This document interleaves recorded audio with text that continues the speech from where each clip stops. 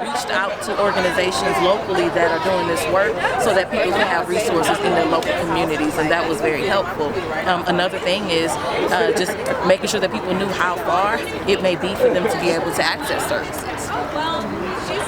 And so describe how hard it is to try and get people elected, especially in a deep red state like this, to protect reproductive rights. Yeah, well, one thing that I heard quite a bit was people were fearful to speak up, fearful to say that they support a person's right, to their own bodies because of just how they'll be treated. And so, yes, it's very difficult for them to get elected in some of the areas, especially because they are, Republican strongholds.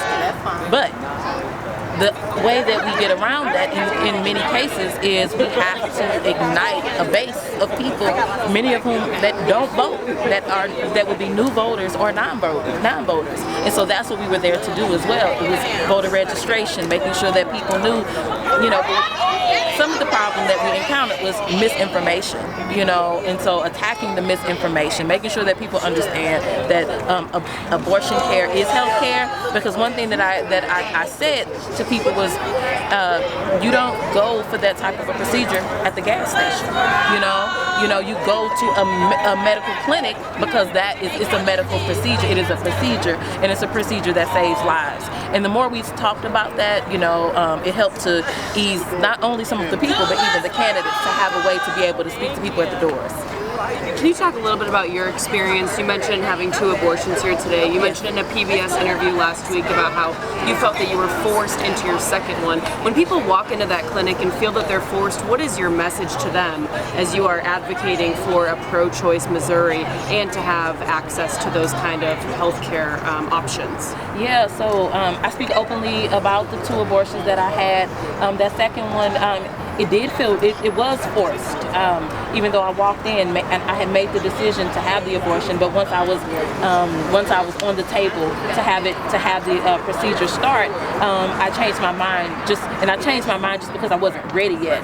It wasn't that I was going to make a different decision. I just wasn't ready to make the decision at that moment because I hadn't even told the father. But it would have been ultimately the decision I would have made. But that was 20 years ago.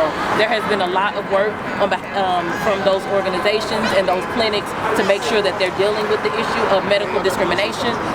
We have, and as a matter of fact, they've even appointed and elected people to seats that directly work on breaking down those barriers and also just highlighting those issues to be able to change what was happening 20 years ago.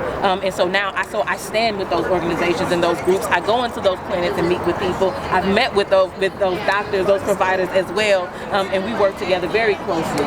Can you clarify if you thought that was discriminatory towards you? It was absolutely, it was discriminatory because I was not, because it was similar to when I had a child and when I was pregnant and I was saying something is wrong, I didn't want to lose the child, and the provider was saying, oh no, you're fine.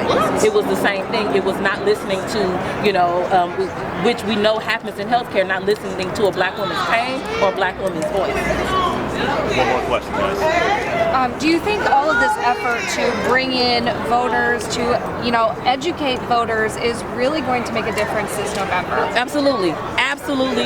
We have seen it all across the country. The numbers. When I just think about the U.S. House where I sit, just the change in some of those seats that were called, pretty much so, Republican seats, Now they're saying that those seats could go Democrat, and some of them will. We've seen a couple seats very recently in Alaska and in New York.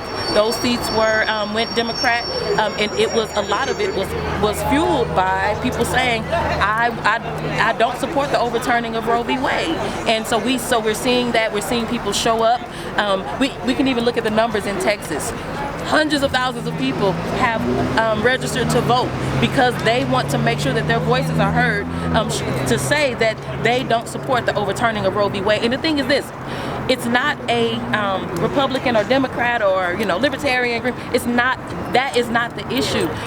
This is about human beings, and there are Republicans who have abortions. So this affects any and all people. So any and all people should have a voice in this.